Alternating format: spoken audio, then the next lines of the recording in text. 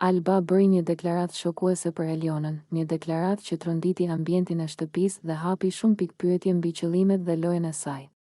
Sipas Albës, rrugëtimi i Elionës deri tani nuk ka qenë i pastër emocionalisht, por i ndërtuar mbi afrime të njëpasnjëshme me meshkuj të ndryshëm, pa ndjenja të vërteta, vetëm për interes loje. Deri tani, në këtë shtëpi, Eliona ka kaluar 4 meshkuj, deklaroi Alba pa hezitim.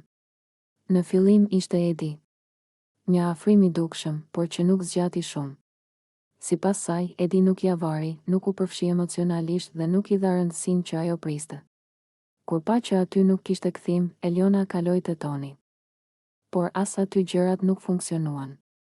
Toni, sipas Albës, e largoi, nuk e pa si diçka serioze dhe i vuri kufi të qartë. Dhe sapo ajo ndjeu se dera po mbyllej, kaloi menjëherë te Klodi. Me Klodin situata u bë më e tensionuar.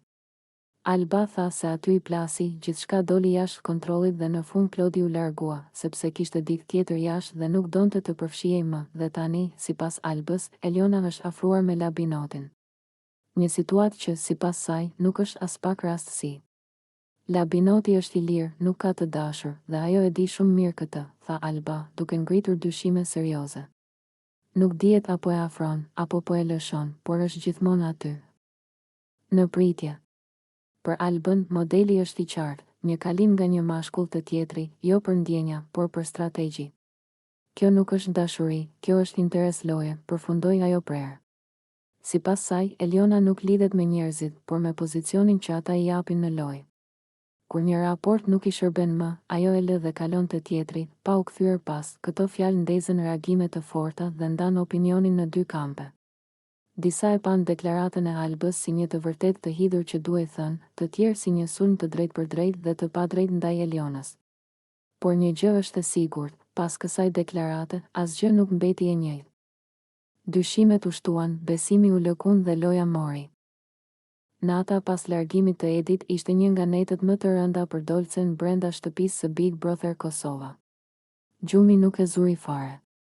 Orët kalonin njëra pas tjetrës, dritat fikeshin, shtëpia qetësohej, por brenda saj dhimbja vetëm sa rritej.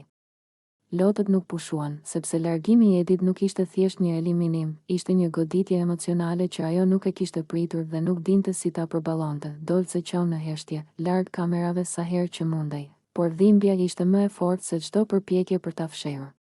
I vinte keq, shumë keq, jo vetëm që Edi doli nga shtëpia, por që doli në atë mënyrë. Me tension, me padrejtësi, me fjalë që e nxorën jashtë vetes. Jo siç e meritonte një djalë që kishte dhënë respekt dhe kishte luajtur me dinitet.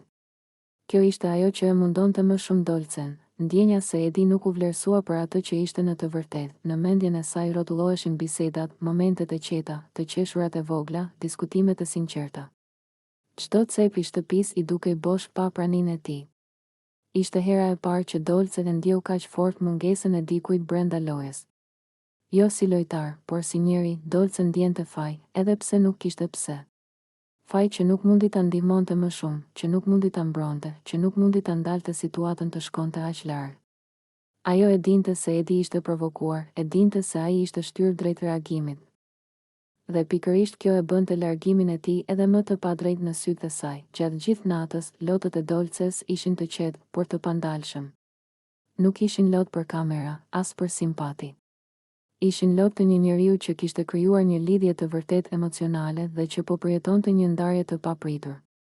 Ishte dhimbja e një zemre që nuk fliste dot, por qante. Në mëngjes, lodhja i lexoi në fytyrë. Sytë e skuqur, shikimi i humbur dhe heshtja e saj tregonin gjithçka. Dolce nuk kishte fjetur, sepse mendja dhe zemra i kishin mbetur te Edi. Ajo e dinte se loja vazhdon, por gjithashtu e dinte se diçka e rëndësishme kishte ikur nga ajo.